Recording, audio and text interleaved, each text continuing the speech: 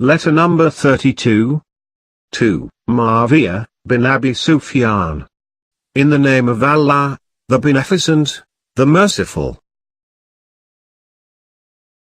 You have ruined a large group of people whom you have deceived by your misguidance, and have flung them into the currents of your sea where darkness has covered them and misgivings toss them about.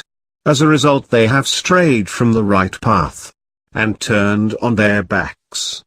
They turned their backs and pushed forward except those wise ones who came back because they left you after understanding you and ran towards Allah away from your assistance when you put them to troubles, and deviated them from the middle path.